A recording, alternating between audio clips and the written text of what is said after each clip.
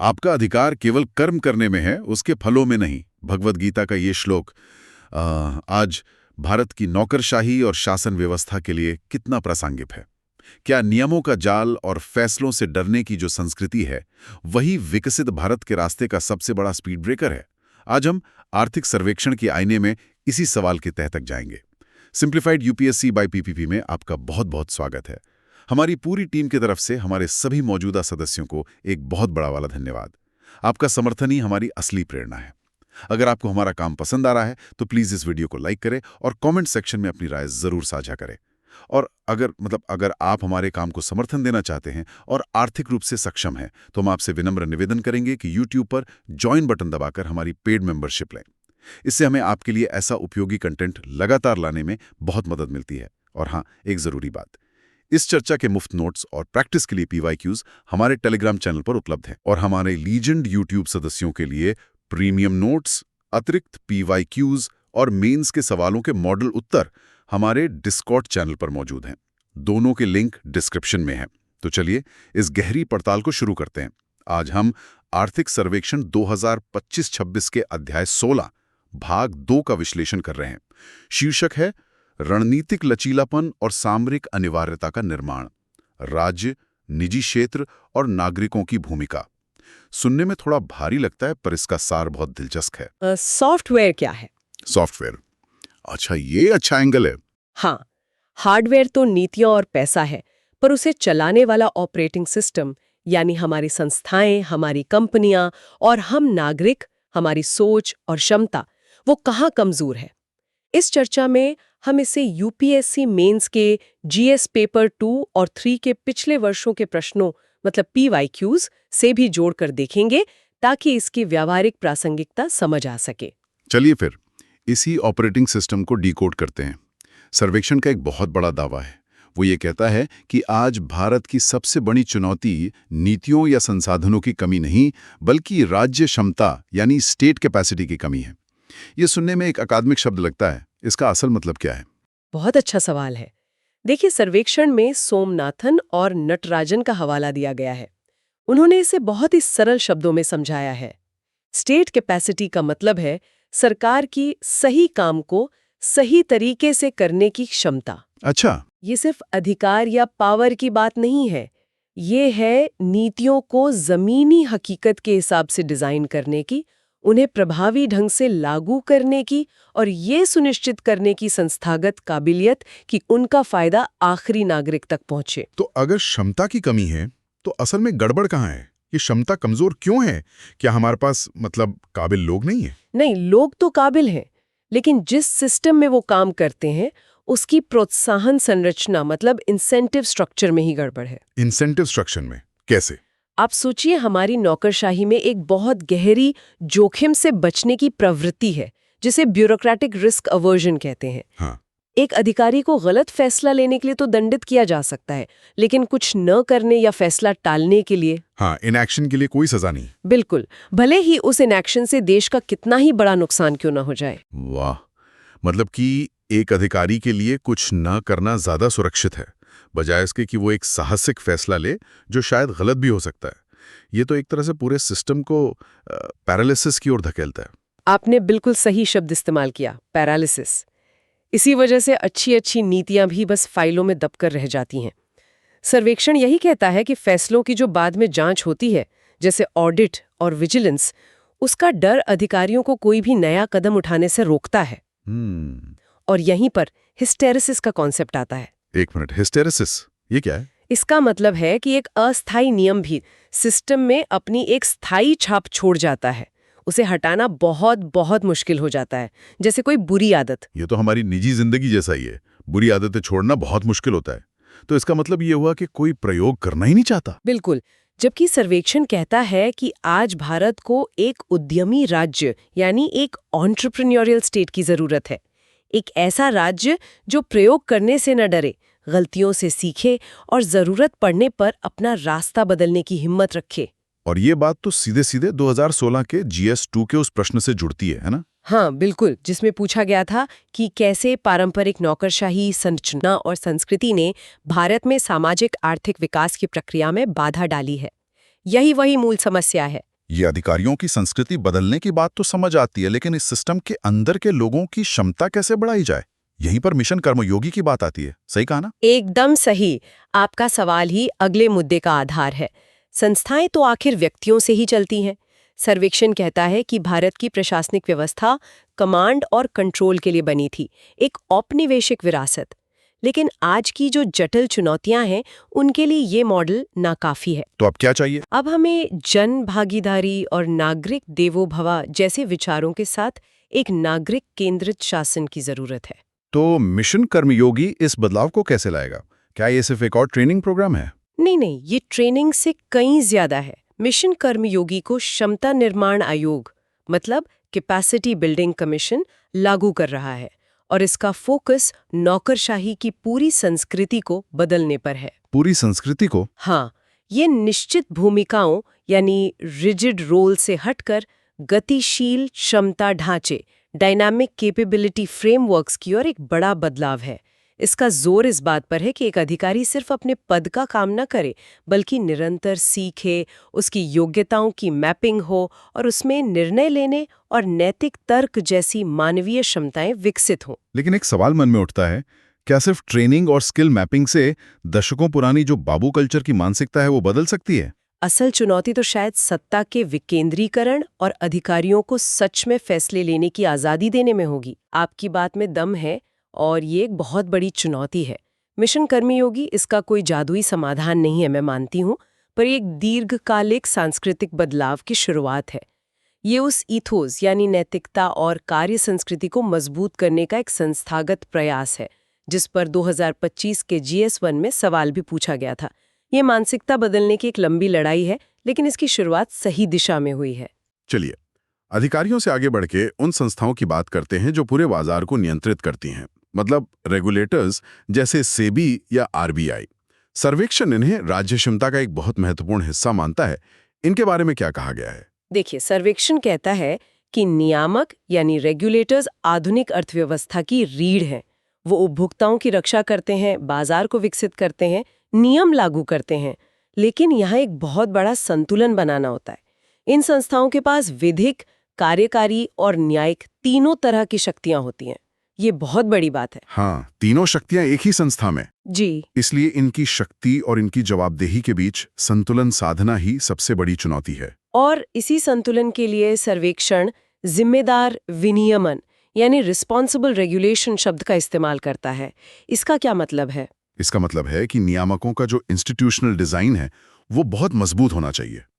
सर्वेक्षण इसमें 3 मुख्य बातें बताता है। पहला, नियामक के भीतर ही शक्तियों का स्पष्ट बंटवारा हो ताकि हितों का टकराव न हो। ठीक है। दूसरा, नियम पारदर्शी हो, सार्वजनिक हो और संसद के प्रति उनकी जवाबदेही हो।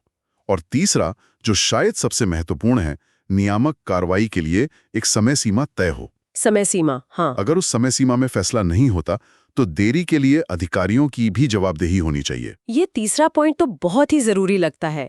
एक लटका हुआ फैसला या मंजूरी असल में कारोबार के लिए ना कहने जैसा ही है। बिल्कुल, सर्वेक्षण इसे आर्थिक गतिविधि में बाधा कहता है और ये बिल्कुल सही है। ये तो सीधे सीधे ईज ऑफ डूइंग बिजनेस को प्रभावित करता है। निश्चित रूप से एक प्रभावी और तेज नियामक ढांचा ही बाजार में विश्वास पैदा करता है और निवेश को आकर्षित करता है।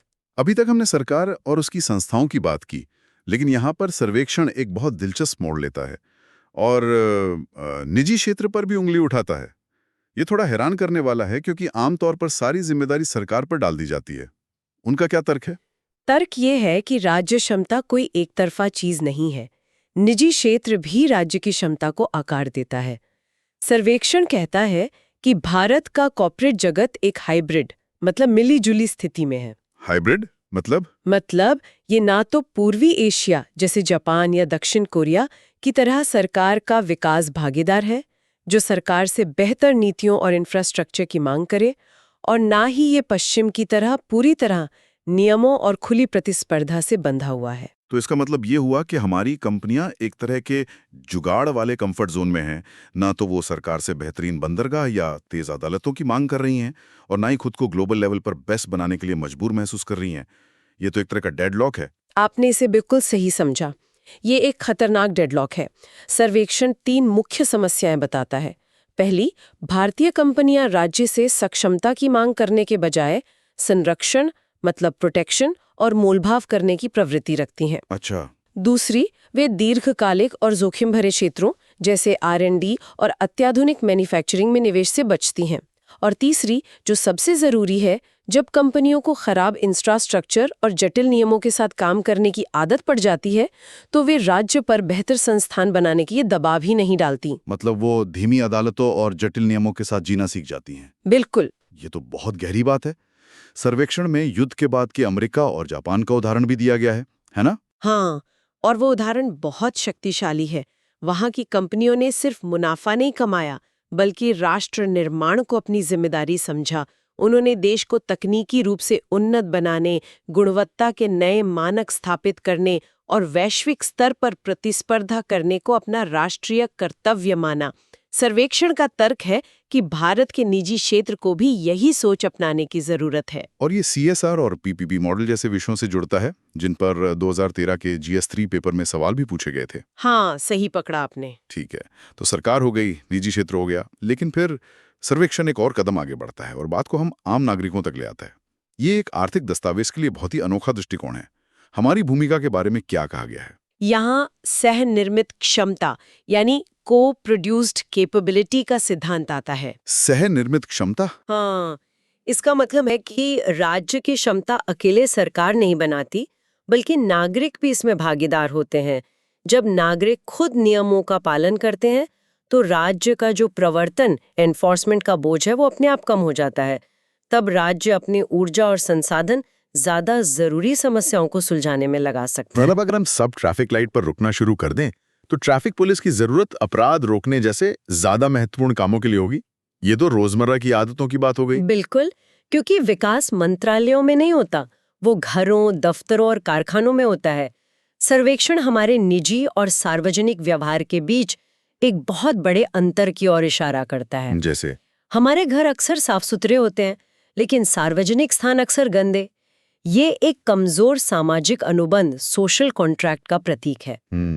जहां हम सामूहिक संपत्ति को अपनी जिम्मेदारी नहीं समझते। सही। और सर्वेक्षण मुफ्त की रेवड़ियों यानी फ्रीबीज की भी आलोचना करता है। ये मुद्दा तो हमेशा चर्चा में रहता है। हाँ बिल्कुल। और सर्वेक्षण इसे नागरिक जिम्मेदारी से जोड़ता है।